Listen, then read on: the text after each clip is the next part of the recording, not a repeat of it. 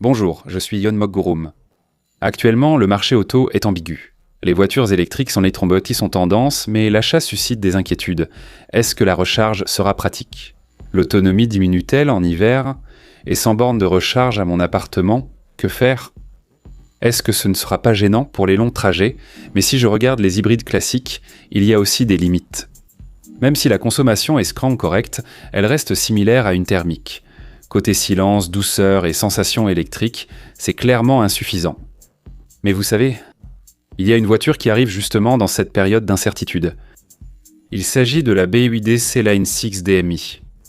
Cette voiture est appelée super hybride. Ce n'est pas un simple véhicule hybride rechargeable comme vous le connaissiez. Pour faire simple, en semaine, vous la conduisez comme une voiture électrique. Le week-end, c'est un SUV qui peut parcourir de longues distances comme une voiture à essence.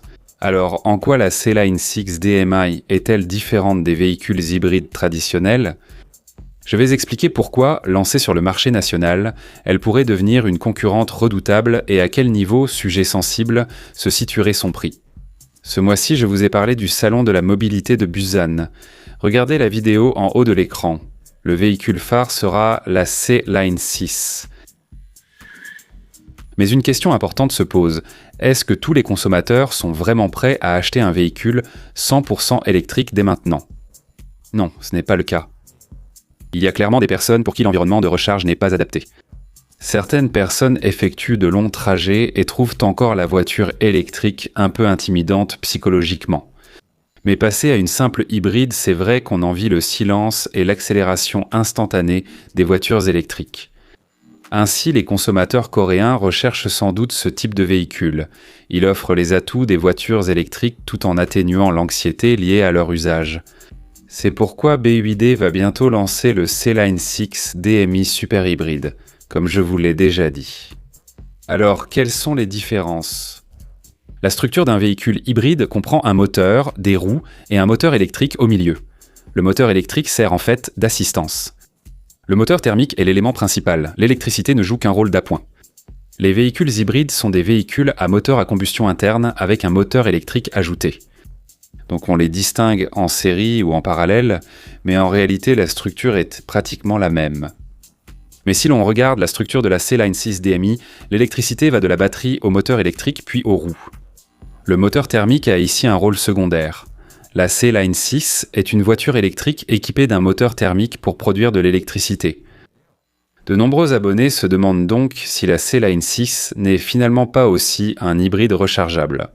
Si on utilise essence et recharge électrique, en quoi diffère-t-elle des PHEV classiques? C'est bien un PHEV selon la classification. Mais l'important, c'est de voir comment cette voiture roule et de comprendre sa structure. Sur la C-Line 6 DMI, le moteur électrique est le principal acteur et le moteur à essence n'apporte qu'une aide secondaire. Grâce à la batterie chargée, le démarrage, la conduite à basse vitesse et la plupart des trajets en ville se font uniquement avec le moteur électrique. La sensation pour le conducteur se rapproche davantage d'une vraie voiture électrique que d'un hybride classique. Sauf indication contraire, le conducteur pourrait penser à une voiture électrique, silencieuse, douce, avec une réponse rapide au démarrage. C'est parce qu'il n'y a pas d'à-coup au changement de vitesse. Alors, quand utilise-t-on le moteur? Sur une voiture électrique, la consommation est en fait moins bonne à grande vitesse qu'en ville. Ici, entraîner directement les roues par le moteur est plus efficace. Dans ce genre de situation, le moteur peut participer à la propulsion. D'une certaine manière, le véhicule qui peut même compenser les inconvénients des voitures électriques, c'est bien le PHEV. C'est le PHEV. C'est le PHEV. C'est cet aspect qui différencie le plus le C-Line 6 DMI des véhicules hybrides traditionnels. Pour vous l'expliquer plus simplement, si l'on compare un véhicule hybride classique à un smartphone, ce serait un téléphone portable avec une petite batterie. Il possède un mode économie prolongeant légèrement l'usage, mais il n'est pas fait pour fonctionner longtemps en électrique après recharge. Le C-Line 6 DMI ressemble plutôt à un smartphone doté d'une batterie auxiliaire de grande capacité. Il est équipé d'une batterie environ 8 à 10 fois plus grande que celle des véhicules hybrides classiques. De plus, il possède une petite génératrice intégrée. Lorsque la batterie est suffisamment chargée, vous pouvez l'utiliser comme un véhicule électrique. Quand la batterie s'affaiblit, le moteur produit de l'électricité ou aide directement dans les phases où il est le plus efficace, c'est-à-dire à grande vitesse.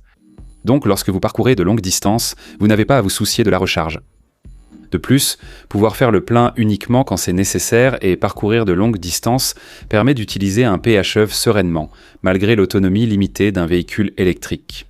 C'est pourquoi la stratégie de BYD de sortir cette carte à l'heure actuelle est assez surprenante. Alors, pourquoi n'y avait-il pas de PHEV sur le marché national ? Était-ce un problème technique ? Non, ce n'était pas un souci technique, mais un problème de prix. Actuellement, parmi les modèles populaires lancés sur le marché national, des véhicules comme la Sportage, la Tucson, la Santa Fe et la Sorento sont tous disponibles en version PHEV en Europe. Mais la raison pour laquelle ils n'ont pas été lancés sur le marché national, c'est à cause de leur prix élevé. Les PHEV coûtent cher à produire structurellement. Il faut un moteur. Il faut aussi ajouter un moteur électrique. Par rapport à un véhicule hybride classique, je vous ai dit qu'une batterie bien plus grande est installée. Autrement dit, il y a 2 systèmes dans un seul véhicule. Le véhicule réunit à la fois un système thermique et un système de propulsion électrique. C'est pourquoi le coût de production augmente. Et ce qui est important, c'est qu'en Corée, il n'y avait pas de subvention pour les PHEV. Le prix étant presque 2 fois supérieur à celui des véhicules thermiques classiques, on pouvait se demander, faut-il vraiment acheter un PHEV ? Donc au final, le marché des PHEV a perdu sa place en Corée. La marque qui a surmonté de front cette faiblesse, c'est justement BYD. BYD est une entreprise qui fabrique elle-même tout, de la batterie jusqu'au système d'électrification. La principale faiblesse des PHEV, le prix, peut être totalement surmonté par cette marque, qui sait lever cet obstacle. C'est pour ça que ça fait un peu peur. C'est bien moins cher qu'une voiture électrique. Et même si ce modèle sort au prix d'une voiture full hybride très populaire actuellement, il pourra de nouveau bousculer le marché par son prix, tout comme le C-Lion 7 qui fait sensation en ce moment, n'est-ce pas ? Alors, quelle sera la taille du C-Lion 6 ? Les dimensions de la carrosserie sont une longueur totale de 4775 mm, une largeur de 1890 mm, une hauteur de 1670 mm, et l'empattement, qui détermine l'espace intérieur, est de 2765 mm. Donc il est clairement plus grand qu'un Sportage ou un Tucson, mais un peu plus petit qu'un Santa Fe ou un Sorento. Du point de vue des consommateurs coréens, ils n'aiment pas vraiment les SUV trop petits. Mais un SUV trop grand peut être un peu encombrant pour que toute la famille l'utilise facilement. C'est particulièrement le cas pour les femmes, qui peuvent trouver cela difficile à conduire. C-Lion 6 a trouvé un compromis parfait au milieu. Il est clairement plus spacieux qu'un SUV compact, mais il est moins imposant qu'un SUV de taille moyenne. Et l'espace à la deuxième rangée est important, tout comme la praticité du coffre. C'est donc un SUV que la famille peut utiliser. Avec le système PHEV, vous pouvez utiliser l'électricité pour vos trajets quotidiens en semaine et profiter de l'aide du moteur à essence pour parcourir plus de 1000 km lors des longs trajets du week-end. En conclusion, il y a des personnes qui hésitent entre le Sportage hybride et le Sorento hybride. Si vous souhaitez une voiture électrique mais que la recharge ou d'autres aspects vous semblent encore contraignants, ce véhicule peut répondre à toutes ces attentes en même temps. Alors, ce qui est vraiment important, c'est le prix. Peu importe la qualité des spécifications, si l'autonomie est courte ou même si le véhicule a beaucoup des avantages d'une voiture électrique, au final, le critère décisif pour le consommateur reste le prix. Récemment, la Zeekr 7X est sortie à un prix un peu plus élevé que ce que les consommateurs coréens espéraient, ce qui a déçu beaucoup de gens. Sur le marché automobile, une bonne voiture n'est pas toujours celle qui se vend bien. Même excellente, une voiture trop chère fait hésiter les consommateurs. A l'inverse, un prix attractif incite les consommateurs à considérer même une marque inconnue lors de leur comparaison. C'est pour cette raison que BYD est reconnu sur le marché national plus rapidement que prévu. Alors, essayons de prévoir le prix du C-Lion 6. Tout d'abord, le marché le moins cher au niveau mondial est bien sûr le marché intérieur. Sur le marché chinois, il est à 139 800 yuan. Converti en won, c'est simple à calculer. Le prix commence entre la fin des 20 millions et le début, voire le milieu, des 30 millions de won. Il est donc difficile de l'importer tel quel en Corée, car il faut la certification locale, inclure les droits de douane, la marge de distribution et les frais de garantie. Alors qu'en est-il du prix en Australie ? Il est déjà en vente. En Australie, il coûte environ 48 990 $. Si on convertit en won coréen, cela représente un prix d'environ 43 à 48 millions de won. C'est plus éloigné que le marché coréen. La fiscalité et la distribution diffèrent. Cela ressemble-t-il au marché chinois ? Non, le prix australien reste cher, non ? Vous pourriez le penser, mais un autre marché mérite attention. C'est le Japon, juste à côté. Le Japon est important parce que, tout comme le marché coréen, il y a une grande fidélité envers les marques nationales. Pour cette raison, BYD a lancé le Sea Lion 6 sur le marché japonais à un prix très agressif.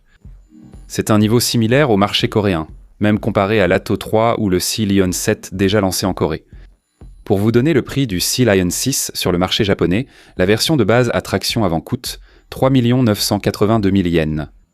Et le modèle à transmission intégrale AWD coûte environ 4 488 000 yens. Si l'on convertit approximativement en won coréen, la version de base revient à environ 37 millions de wons.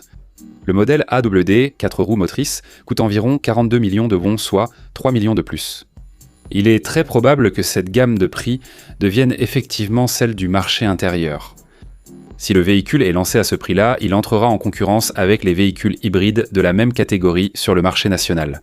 Le prix pour le marché intérieur reste inconnu, prenez donc ceci comme simple référence. Selon les prévisions de la chaîne, le prix de lancement en Corée devrait se situer entre le milieu et la fin des 30 millions de won jusqu'au début des 40 millions de won. À ce niveau de prix, cela pourrait vraiment provoquer une grande agitation sur le marché. C'est parce que ce prix chevauche celui des finitions supérieures des hybrides compacts et des finitions de base des SUV de taille moyenne. Donc, du point de vue du consommateur, il est inévitable de comparer. Et si le prix sort dans la tranche des 45 millions de won, là la situation change complètement. Sur ce marché, on peut choisir entre le Sorento hybride, le Santa Fe hybride, voire des SUV électriques. Donc je pense qu'il y a très peu de chances que BYD lance le Sea Lion 6 dans la tranche des 45 millions de wons, comme certains le prédisent sur les chaînes. Alors quand ce Sea Lion 6 sera-t-il dévoilé ? C'est la raison pour laquelle j'ai préparé cette vidéo. Je vous ai informé que le Busan Mobility Show se tiendra à partir du 26 juin. Voilà, il vous suffit de vous référer à cette vidéo que vous regardez en ce moment, et il a été confirmé que le C-Line 6 sera dévoilé au salon de l'auto de Busan. Alors il semble que le C-Line 6 DFI de Sirayan sera bientôt dévoilé. Je vous tiendrai rapidement informé de cette nouvelle, depuis le salon de l'auto de Busan. Et si vous me voyez sur place, n'hésitez pas à venir me saluer d'un petit geste amical. Ce serait sympa de se dire bonjour. Je vous ai informé en premier des nouvelles concernant le Sirayan C-Line 6. J'ai également pu vous annoncer très rapidement que son lancement en Corée était confirmé. Alors je vous retrouverai au salon de la mobilité de Busan pour vous saluer. Si vous ne voulez pas manquer les prochaines nouvelles et souhaitez les recevoir automatiquement, n'oubliez pas de vous abonner à la chaîne et d'activer les notifications. Merci beaucoup. Si cette vidéo vous a été utile, merci de laisser un like, abonnez-vous et activez les notifications pour recevoir rapidement des informations précises sur les nouveaux modèles. 작은 도움이 되셨다면 좋아요 부탁드리고요. 구독과 알림 설정을 통해서 정확한 신차 정보를 빠르게 만나보세요. 감사합니다.